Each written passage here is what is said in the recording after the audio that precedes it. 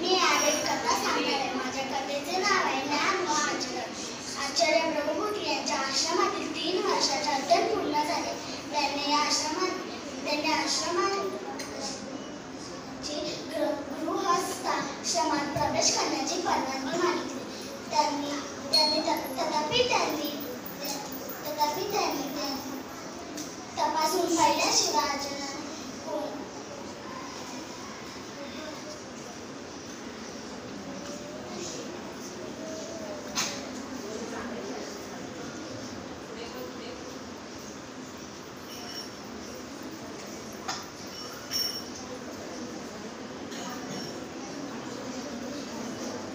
भगवान बाबाच्या चरणी माझे कोटी कोटी प्रणाम. माझ्या गोष्टीचे नाव आहे आगळी गुरुदक्षिणा. कौरव पांडवांचा काळ. तेव्हा भारतात अनेक छोटी छोटी राज्ये होती. त्यात निषादाचे म्हणजे कोळ्यांचे राज्य होते. तिथल्या राज्याचे नाव सुवर्णधनु. त्याचे राज्य सर्वात लहान रानावनाच्या प्रदेशात होते. भरपूर झाडी, हिमालयातून वाहत येणारे पाणी, मासेमारी व शिकार हा त्यांचा व्यवसाय. राजा व प्रजा दोघेही सुखी होते. राजाला मुलगा होता. त्याचे नाव एकलव्य. त्याने वडिलांकडून धनुर्विद्या शिकली होती. तो शिकारीला जाई, कोल्हे, लांडगे यांचे शिकार करी. वाघ सिंहही मारे, मात्र ससे हरिण यांचे तो रक्षण करे. त्याच्या कानावर गुरु द्रोणाचार्यांचे नाव आले. ते कौरव पांडवांना धनुर्विद्या शिकवत. त्यांना भेटण्यासाठी तो एकटा हस्तिनापुरास आला. ते ज्या मैदानात शिकवत त्या मैदानावर सकाळीच त्याला विलक्षण दृश्य दिसले. धर्मराज अस्त्रांचे मंत्रपाठ करत होते. भीम व दुर्योधन गदायुद्धाचा सराव करत होते. अर्जुन धनुष्य घेऊन तयार होता. द्रोणाचार्य त्याला सूचना देत होते. अर्जुना, बाण सोडताना पावलं जमिनीवर घट्ट टेकलेली हवी. काचा उंच उचल. शरीराचा भार पुढच्या पावलावर टाक. नंतर मागचे शरीर पुढे मागे होऊन दोरी खेचून बाण सोडणे ह्या क्रिया एकदम व्हाव्यात. मन एकाग्र हवे. गुरुवर उत्कट भक्ती हवी. एकलव्य हे सारे लक्षपूर्वक ऐकत होता. उत्तम धनुर्धर होण्यासाठी आवश्यक गोष्टी तो शिकला. फक्त गुरुकृपा व आशीर्वादाची कमी होती. तो पुढे होऊन द्रोणाचार्यांपुढे नतमस्तक झाला. द्रोणांनी त्याची आस्थेने विचारपूस केली. त्याने त्याची माहिती व येण्याचा हेतू सांगताच ते विचारत पडले. त्यांनी तितक्यात प्रेमळपणे नकार देत आपली अडचण सांगितली. मला राजपुत्रांचे शिक्षण सोडून शिकवता येणार नाही, पण निराश न होता तू सराव चालू ठेव. त्या आधारे तू यशस्वी होशील. द्रोणाचार्यांचा आशीर्वाद घेऊन तो परतला. द्रोणाचार्यांचे शब्द त्याने कानात साठवले होते. त्यांच्यापाशी श्रद्धा होती, निष्ठा होती. घराजवळच्या एका झाडाखाली त्याने द्रोणांचा पुतळा तयार केला. त्याला नमस्कार करून सराव सुरू केला. जास्तीत जास्त वेळ तो सरावात घालवी. त्याला खाणेपिणे सुचत नसे. असेच काही दिवस गेले. कौरव पांडवांचे शिक्षण संपले. ते वनविहार न करता आले असता त्यांच्या बरोबरचा एक कुत्रा एकलव्याकडे तोंड करून भुंकू लागला. इतक्यात समोरून 7 बाण आले. ते कुत्र्याच्या तोंडात असे अडकले की त्याला इजा झाली नाही, पण भुंका येईना. हा चमत्कार त्यांनी द्रोणांना सांगताच ते तिथे आले. पाहतात तो द्रोणांचा पाठीचा पुतळा व त्यासमोर एक युवक सराव करतो आहे. द्रोणाचार्य येताच त्याने त्यांना नमस्कार केला. हे पाहून अर्जुन म्हणाला, गुरुवर्य, मी सर्वश्रेष्ठ धनुर्धर होईल असे आपण म्हणत होता, पण इकडे तर माझ्याहून सर्वश्रेष्ठ असा दुसरा विद्यार्थी तयार केलाय. हा निषाद पुत्र तुम्हाला काय दक्षिणा देणार? एकलव्य गप्प झाला. तो म्हणाला, अर्जुना, तुझ्या प्रेमापोटी आचार्यांनी मला विद्या शिकवण्यास नाकारलं. मी त्यांच्या हृदयाकडून शिकलो, सराव केला. गुरूंच्या कृपेमुळेच पारंगत झालो. गुरुदक्षिणा म्हणालास तर आचार्य मागतील ते देत. द्रोणाचार्याने विचार करून त्याचा उजव्या हातात सांगता गुरुदक्षिणा म्हणून मागितला. एकलव्याने क्षणाचाही विचार न करता आपल्या हाताचा अंगठा काढून दिला. त्याच्या या दक्षिणेमुळे त्याची वेगवान कमी झाली खरी, पण त्याच्या त्याग व निष्ठेमुळे तो द्रोणशिष्य एकलव्य म्हणून तो अजरामर ठरला. साईराम. साईराम बाबा. बाबाच्या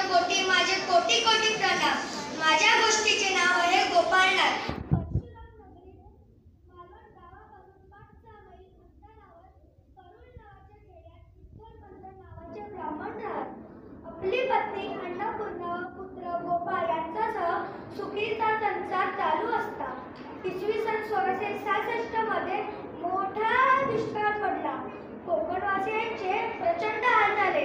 त्यातच विठ्ठलपंतांचा मृत्यू झाला. अन्नपूर्णेवर डोंगरच कोसळले. तिने आता स्वरात परशुरामांची करुणा वाकायला सुरुवात केली. हे रेणुकानंदना, काय रे निष्ठुर झालाय? तू दिनाचा पालन करता आहे, मग माझ्यावर हे अन्याय का? 4 दिवस झाले पोर भुकेने तळमळत आहे. ना पैसा ना तिथवर जाण्यासाठी अन्न. दोघी तशाच उपाशी झोपी गेली. परमेश्वर सर्वत्र भरला आहे. खरं असेल तर धावून ये. आपल्या हक्काला म्हणतच निर्धारी झालेल्या अन्नपूर्णाला स्वप्न दृष्टांत झाला. जमदग्नी परशुराम तिच्या घरी आले होते. मस्तकी जटाजूट, खांद्यावर परशु, अंगावर कृष्णाची, पायात खडावा अशा वेशात देऊन त्यांनी तिला पंढरीत ये असे सांगितले. ती जागी झाली. गोपाळाला उठून सारे सांगू लागले. पंढरपूरला निघाली. तिथे पोचताच चंद्रभागेत स्नान करून मंदिरात गेली. पांडुरंगाचे दर्शन घेतले, पण तिने देवाला दक्षिणा टाकली नाही. हे पाहून पांडुरंगाचे भिंत खवळले. हे भिकाडे, दूर हो, भिकाड्यांना देव पावत नसतो असे म्हणून तिला हकलवले. तिला रडू कोसळले. ती पांडुरंगाला आरू लागली. एवढ्या आशाने मी आलो होते रे पांडुरंगा, पण तूही निष्ठुर झालास. विद्याहीन म्हणून मला डावळले. तेवढ्यात माणकुजी हे गृहस्थ आले. तिची अवस्था बघून दुःखी झाले. तिला म्हणाले, बाळे, आजपासून तू माझी धर्मकन्या झालीस. मला कन्या नव्हती हे म्हणून त्यांनी मला मिळवून दिली. ते तिला धनवन गावी घेऊन गेले. प्रत्येक वेळी वारीला स्वतःबरोबर नेऊ लागले. योग्य वेळ येताच गोपाळाला अन्नगृहामध्ये देऊन त्यांनी रामकृष्ण हरी हा मंत्र दिला. त्या दिवसापासून गोपाळाचा गोपाळनाथ झाला. वानकोजी शेतात केळे राखीत होते. गोपाळनाथ त्यांना जेवण घेऊन सांगताना त्यांना एका वाघाने अडवले. तेव्हा त्यांनी विनवले, ए व्याघ्रा, चराचरेत प्राणी मात्र परमेश्वर भरला आहे. तुझे पोट माझ्यामुळे भरले तर आनंदच आहे, पण माझे गुरुदेव भुकेने व्याकुळ झाले असतील. त्यांना मी हे भोजन पोचून येतो, मग मला कुशाल खावे. वाघाने कबूल केले. ठरवल्याप्रमाणे गुरूंना भोजन देऊन गोपाळनाथ वाघाकडे परत आले. त्याची ही गुरुभक्ती पाहून पांडुरंग मूळ रूपात प्रकट झाले. पांडुरंगाच्या भक्तीत आपले सर्वस्व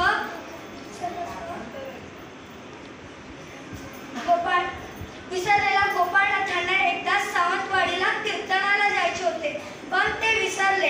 अशा वेळी प्रत्यक्ष पांडुरंगाने त्यांच्या रूपात येऊन प्रवचन केले. गुरुवाची अपार श्रद्धा गोपाळाला गोपाळनाथ बनवू शकली. साईराम. माझ्या गोष्टीचे नाव आहे घामाची फुले. प्रभू रामचंद्र शबरीला भेटायला गेले होते. तेथे त्यांना एका विशिष्ट प्रकारची फुले फुललेली दिसली. ती कोमेजत नसत. त्याचा सुगंध सर्वांना मोहत असे. रामांनी विचारले, ही फुले लावली बरी कोणी? तेव्हा शबरीने ही कथा सांगितली. तेथे मदंग ऋषींचा एक आश्रम होता. त्या आश्रमात पुष्कळ विद्यार्थी. सगळेच विद्यार्थी सारख्या स्वभावाचे नसत. मदंग ऋषी ज्ञानाबरोबर कष्टालाही महत्त्व देत. त्यांच्याकडे एक अतिशय गरीब परिस्थितीतून आलेला विद्यार्थी होता. त्याला अंगभर कपडे नव्हते की गुरुजींना द्यायला पैसे नव्हते. श्रीमंत घरातून आलेले शिष्य त्याला जवळ बसू देत नव्हते. मात्र काम करण्यात तो ताठ होता. पावसाळा जवळ येत होता. आश्रमात जळण नव्हते. पुढील 4 महिने पुरेल एवढे जळ साठवून ठेवण्याची गरज होती. गुरुजींनी सांगितले, पण कुणी विद्यार्थी निघण्याची चिन्हे दिसेनात. मात्र हा गरीब विद्यार्थी, ज्याचे नाव गोपाळ होते, तो मात्र उठून गुरुजींना वंदन करून म्हणाला, आचार्य, मी घेऊन येतो, आपण आज्ञा द्यावी. त्याच्या या आवेशाकडे पाहून बाकीचे शिष्य त्याला हसले. अरे रे, आधीच घामटत्यात काम करून आल्यावर बोलायलाच नको.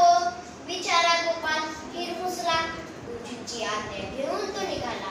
त्यांच्या बरोबर पतंग ऋषीही खांद्यावर कुऱ्हाड घेऊन निघाले. आचार्य सुटल्यावर नाईलाजाने बाकीचे शिष्य उठले. प्रखर ऊन पडले होते. सारे घामाघूम झाले होते. बाकीचे शिष्य जेमतेमच काम करत होते. गोपाळ मात्र अखंड काम करत होता. त्याच्या हाताला फोड आले. त्याचा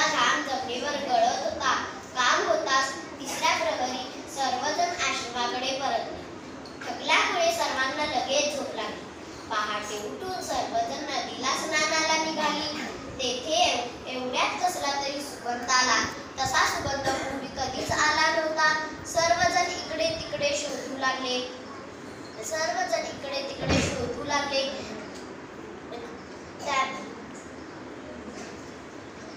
ऋषींनी त्यांना म्हणाले, जा रे पाहूया म्हणून सांगितले.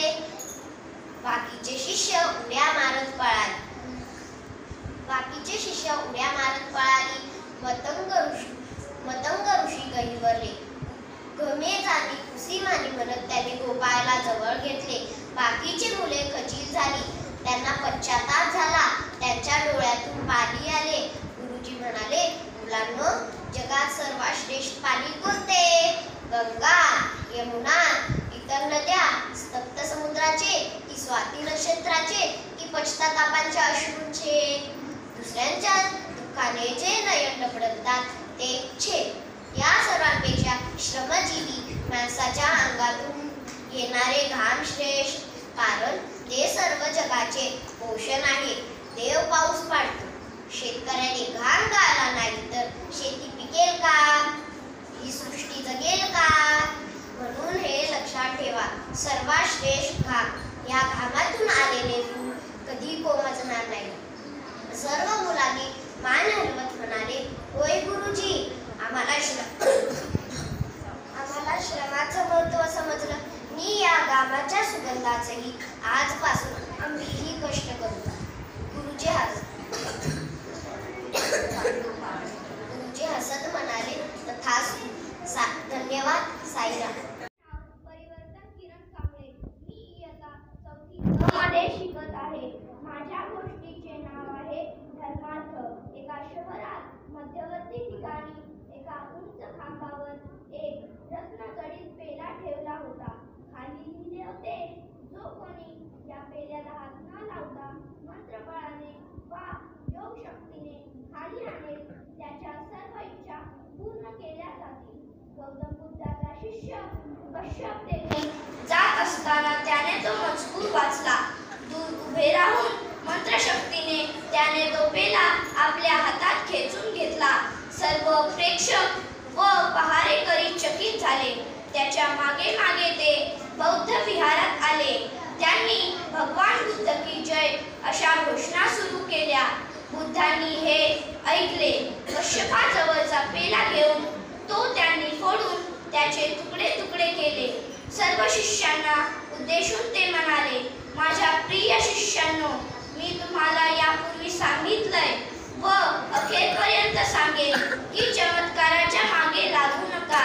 चमत्काराने क्षणिक लोकप्रियता मिळते, पण धर्माचा अर्थ कळत नाही. आत्मकल्याण साधण्यासाठी सदाचाराचा अभ्यास करा. साधनेचा खरा उद्देश प्रसिद्धी वा सिद्धी नसून आत्मशुद्धी हा आहे. धर्म म्हणजे शब्दाची रास, कर्मकांडांची आरास, ज्ञानाची मिरास नसून ती सदाचाराची कास आहे, हे ध्यानात ठेवा. त्या क्षणी सर्व शिष्यांना खरा धर्मार्थ कळला. साईराम. सुधाकर पांचाळ. मी इयत्ता 4थी ब मध्ये शिकत आहे. माझ्या गोष्टीचे नाव डोमे शिष्य आरुणी. डोमे ऋषींच्या आश्रमात बरेच शिष्य होते. आरुणी सर्वात छोटा, हुशार व तितकाच प्रामाणिक. त्यामुळे गुरुजींची त्याच्यावर विशेष मर्जी होती. साहजिकच इतर शिष्य त्याचा द्वेष करत. ही गोष्ट डोमे ऋषींना कळली. त्यांनी आपल्या शिष्यांना हाक मारली. त्यांना म्हटले, बाळांनो, आपण बरेच दिवस शेताकडे गेलो नाही, तेव्हा आज सगळेजण शेतावर जाऊन परत येऊ. शिष्यांना आनंद झाला. दुपारी सगळेजण शेतावर गेले. सर्व शिवार फिरून पाहिले. शेतात पीक सुंदरच आले होते. एवढ्यात आभाळ भरून आले. जोराचा वारा सुटला. पावसाचे मोठाले थेंब पडायला लागले. गुरुजींसह सारेजण एका झाडाखाली थांबले होते. पावसाने चांगलाच जोर धरला. शेतात पाणी भरून वाहू लागले. एवढ्यात गुरुजींचे लक्ष शेताच्या कडेला गेले. बाहेरून येणारे पाणी बाण फुटून शेतात शिरू लागले. गुरुजींनी दोघा शिष्यांना तो बाण नीट करण्यास सांगितले. ते दोघे भिजतच तिथे गेले. पण घातलेल्या बांधापाशी असलेले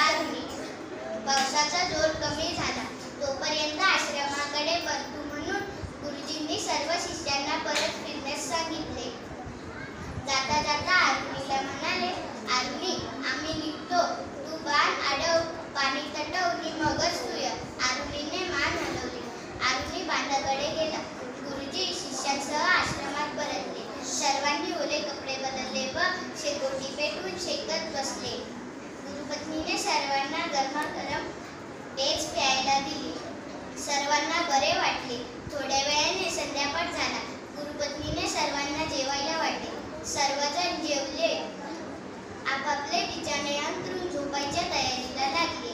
गुरुजी मात्र अस्वस्थ होते. पावसाचा जोर तुफान वाढला. वारे बेफाम वाहत होते. भयान विजा चमकत. गुरुपत्नीने विचारले, "अहो, अजून आरुणी आलेला दिसत नाही. तो जेवायलाही नव्हता." त्या क्षणी डोंबे ऋषींच्या कानात एक कळ उमटली. "अरेच्या, आपण आरुणीला तिथेच सोडून आलोय. तो एव्हा नाही यायला होता." त्यांना काळजी वाटू लागली. मनात नाना कुशंका येऊ लागल्या. ते लगबगीने उठले. 2-4 शिष्यांना हाका मारल्या. हातात कंदील घेऊन आरुणीला शोधायला निघाले. शेताजवळ येताच त्यांनी आरुणीला हाका मारायचा सपाटा लावला. शिष्यही हाका मारू लागले, तरीही काहीच प्रतिसाद येईना. आरुणीला कोणत्या श्वापदाने तर पळवले नसेल ना, की वीज पडून एक ना अनेक शंकांनी गुरुजी बेचैन झाले. हाका मारू लागले. एवढ्यात फुटलेल्या बांधाच्या बाजूने आवाज आला, "गुरुजी, मी इथे आहे." गुरुजी तिकडे धावले. पाहतो तर आरुणी चिखलात आडवा झोपलेला. त्यांनी त्याला वर उठवले. "काय रे बाबा, तुझी दुर्दशा?" म्हणत जवळ घेतले.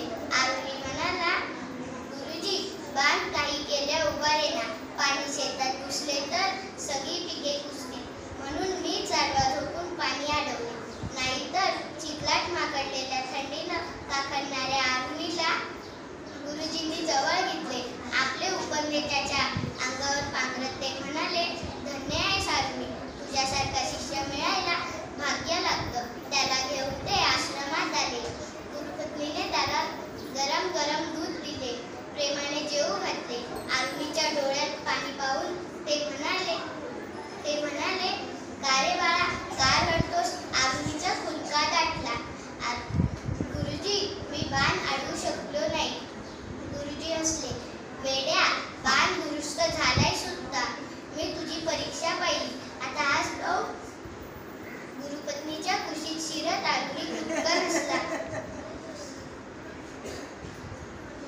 सारे शिष्य मात्र या मायेचा सोहळा खजीर होऊन नुसतेच पाहत होते. साईराम. भगवान बाबाच्या चरणी माझे कोटी कोटी प्रणाम. माझ्या गोष्टीचे नाव आहे असाई ज्ञान. एकदा समर्थ रामदास आपल्या शिष्यांसोबत जात होते. वाटेत त्यांना एक उसाचे शेत. त्यातील काही शिक्षक शेतातला ऊस चोरून खातात. शेतकऱ्यांना पाहतात काठी घेऊन सर्वात पुढे चालणाऱ्या समर्थ रामदासांना वेगम आले. सर्वांना शिव्या देत निघून गेला. ही बातमी शिवाजी महाराजांना कळली. समर्थांसारख्या गुरुश्रेष्ठांचा झालेला अपमान पाहून त्याने शेतकऱ्यास पकडण्यासाठी शिपाई पाठवले. समर्थ रामदास शिवाजी राजासमवेत उच्च आसनावर बसलेले पाहून तो शेतकरी चांगलाच घाबरला. शिवाजी राजांनी स्वामींना या अपराधाला काय शिक्षा देऊ ते सांगा असे विचारले. समर्थ म्हणाला, "मी जी शिक्षा सांगेन ती द्या." राजाने होकार देत ते म्हणाले, "या गरीब शेतकऱ्याला कोणती तरी जहागीर द्या." सर्वांना आश्चर्य वाटले. तेव्हा समर्थ म्हणाले, "खरं तर या शेतकऱ्याचा काही दोष नाही. त्याने रात्रंदिवस शेतात राबावे व इतरांनी त्याचा नुकसान करावा हे अन्यायाचे आहे. म्हणून त्याला भरपाई देणे मला उचित वाटते." थोर शिवाजी राजांनी गुरूंची आज्ञा ताबडतोब पाळली. त्याने शेतकऱ्यास एक जहागिरी देऊन त्याचा सन्मान केला. साईराम.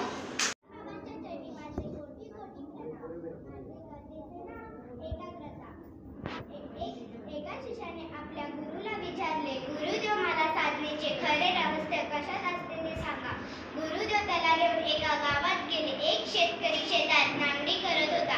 इतर त्याचे कशातही लक्ष नव्हते. तेथून पुढे ते एका घरासमोर आले. एक छोटा मुलगा एकटाच खेळत होता. तेवढ्यात तिकडे एक साप आला. सहसा त्याच्या जवळून गेला. इतर त्याचे कशातही लक्ष नव्हते. तेथून पुढे ते एका घराच्या अंगणात आले. त्या घरात बसलेली स्त्री स्वयंपाक करण्यात एवढी गुंग होती की गुरुदेवांचा आवाज तिला ऐकू आला नाही. तेथून पुढे ते एका हलवायाच्या दुकानासमोर आले. तो पेढे वळण्यात इतका मग्न होता की त्याच्या बाजूने गेलेली वरात त्याने मानवर करून पाहिली सुद्धा नाही. साईराम. मी तुम्हाला एक कथा सांगणार आहे. माझे कथेचे नाव कबुली. श्री गोपाळकृष्ण गोखले यांची सत्यनिष्ठ व स्वातंत्र्य प्रेम आहे. ते विद्यार्थी दर्शक असताना त्यांच्या शिक्षकाने अवघड गणित घातले. घरहून सोडवून आणायला सांगितले. किती प्रयत्न केले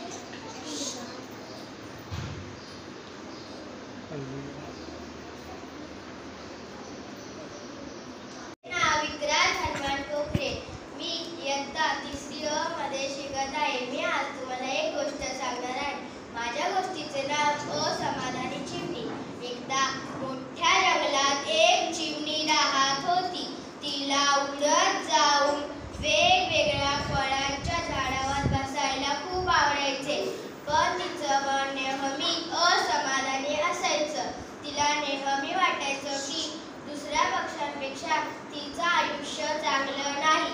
एकदा ती पोपटाला भेटली. पोपटाची सुंदर चोच व सुंदर रंग पाहून ती त्याला म्हणाली, पोपटा, तुला देवाने किती सुंदर रंग व किती सुंदर चोच दिले, पण मला तर सुंदर रंगच नाही आणि मला तर सुंदर चोचच नाही. माझं आयुष्य फार साधं आहे. पोपट हसून म्हणाला, तुझं आयुष्य खूप सुखकर आहे. मी सुंदर आहे पण माझ्या चांगल्या रंगाचा मी सुंदर आहे पण माझी सुंदर चोच व सुंदर रंग पाहून माणसं मला पकडून नेतात आणि एका पिंजऱ्यात ठेवतात. म्हणून मी स्वतंत्रपणे इकडे तिकडे उडू शकत नाही. दुसऱ्या दिवशी ती उडत होती तेव्हा तिला मोर दिसला. ती मोराकडे गेली. मोराचा सुंदर पिसारा पाहून ती त्याला म्हणाली, मोरा, तुला देवाने रंगीबेरंगी पिसारा दिलाय, किती सुंदर रंग दिलाय, पण मला तर सुंदर पिसाराच नाही, माझा तर चांगला रंगच नाही. माझं आयुष्य फार साधं आहे. मोर हसून म्हणाला, तुझं आयुष्य खूप सुखकर आहे. मोर तिला समजवू लागला की मी सुंदर आहे पण माझ्या पिसाऱ्याचे एवढे वजन आहे की मी तुझ्यासारखा उंच आकाशात उडू शकत नाही. नेहमी आपल्या जीवनाची तुलना इतरांच्या जीवनाशी कधीही करू नये. आपल्या आयुष्यातील चांगल्या गोष्टीची दखल घेत राहावी, म्हणजे आयुष्य खूप सुखकर बनते.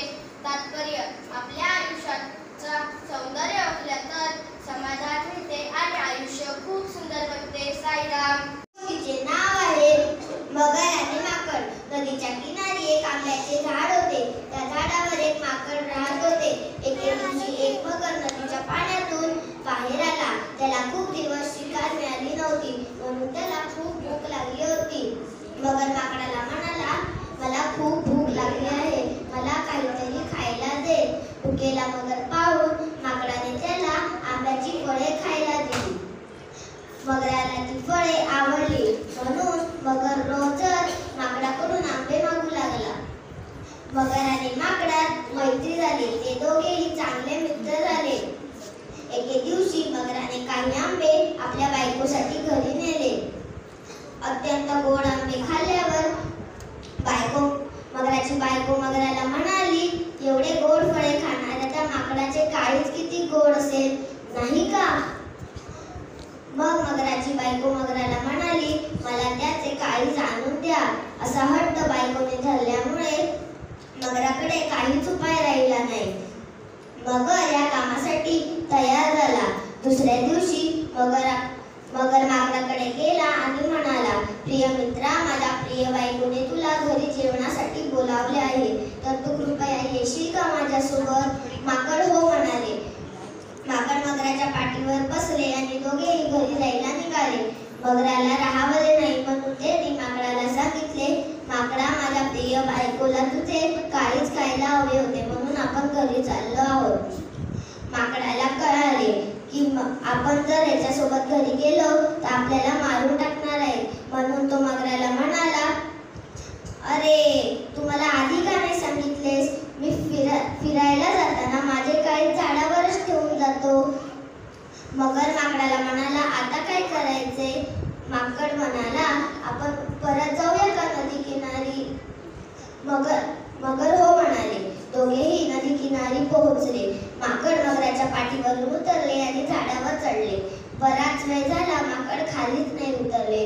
मगर माकडाला म्हणाला, मित्रा, येतोस ना? माकड म्हणाला, तू माझ्यासोबत खोटं बोललास म्हणून मला हा उपाय करू लागला. निघ आता. मगर खजील झाले. त्यांनी आपल्या स्वतःचा चांगला मित्र गमावला होता. तात्पर्य, मित्रांचा कधीही विश्वासघात करू नये. साईराम. एक होता सिंह. तो जंगलात राहायचा. एकदा तो झाडाखाली झोपला होता. तिथे एक उंदीर आला. उंदीर सिंहाच्या पोटावर खेळू लागला. सिंह जागा झाला. सिंहाला राग आला. सिंह म्हणाला, तू माझी झोप मोड केलीस ना, थांब आता तुला मी खाऊनच टाकतो. उंदीर दयावया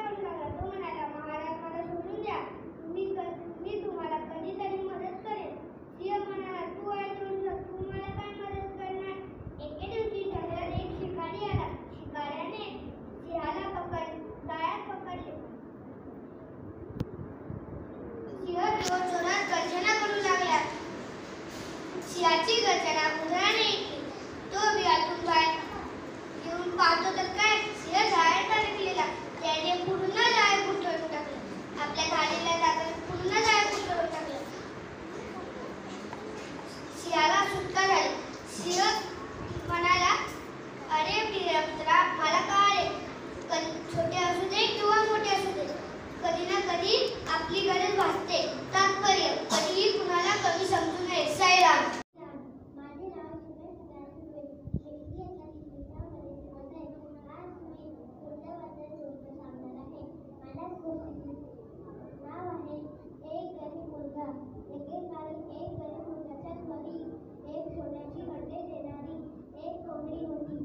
ती रोज एक सोन्याची अंडे देत असे. त्यामुळे मुलगा खूप आनंदी होता. पण त्याला लवकर श्रीमंत होण्याची लालच लागली. मग त्याने विचार केला की मी या कोंबडीला मारले तर तिच्या पोटाचे खूप सारे अंडे मिळतील आणि मी श्रीमंत होईल. मग त्याने एक दिवस कोंबडीला मारून टाकले. पण तिच्या पोटातून काहीच नव्हते. मग त्याला खूप वाईट वाटले. मग तो पुन्हा घरी झाला. माझ्या गोष्टीचा लालच वाईट असते. आपल्याला जे मिळते ते समाधानी समजलं पाहिजे. तुम्हाला बाबांच्या धर्म आधारित एक गोष्ट सांगणार आहे. गोष्टीचे नाव याची मदत. नावाची एक मुलगी होती. ती खूप हुशार होती आणि नेहमी सगळ्यांना मदत करायची. एकदा तिच्या शाळेत एक नवीन मुलगी आली. तिचं नाव होतं नेहा. नेहा खूप लाजाळू होती आणि तिला कोणाशी बोलायला भीती वाटायची. रियाने पाहिले की नेहा एकटीच बसली आहे. तिच्याकडे पेन नाही. रिया तिच्याजवळ गेली आणि आपला एक्स्ट्रा पेन दिला. ती तिच्याशी बोलली आणि तिला मदत केली. नेहा खूप खुश झाली. शाळा सुटल्यावर नेहाने रियाचे आभार मानले. रियाने नेहाची मदत करून तिचं योग्य काम केलं होतं. आपल्या कामातून दुसऱ्यांना मदत करणं आणि योग्य वागणं यालाच धर्म म्हणतात. साईराम. मुख्याध्यापिका, आदरणीय गुरुजन वर्ग आणि बालमित्रांनो, सर्वांना माझा साईराम. आज गुरुपौर्णिमेनिमित्त बाबाच्या प्रेम या मानवी मूल्यावर आधारित मी एक आपणास गोष्ट सांगणार आहे. गोष्टीचे नाव प्राण्यांचे प्रेम. एका घरात एक कुत्रा राहत होता. त्याचं नाव होतं मोती. मोतीला त्याची मालकीण आणि एक छोटी मुलगी खूप आवडायची. ती त्याच्याबरोबर खेळायची, त्याला खायला द्यायची. तिच्या एकदा मोती आजारी पडला. त्याला चालताही येत नव्हतं. मुलीने त्याला खूप प्रेम दिलं.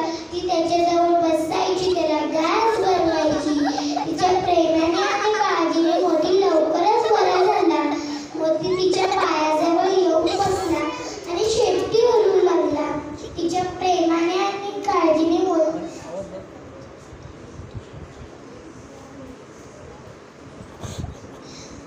प्रेम म्हणजे फक्त माणसांवरच नाही तर प्राण्यांवर पण प्रेम करणे. तात्पर्य प्राणी मात्रांवर दया करा. साईराम. वर्ग आणि बालमित्रांना माझा साईराम.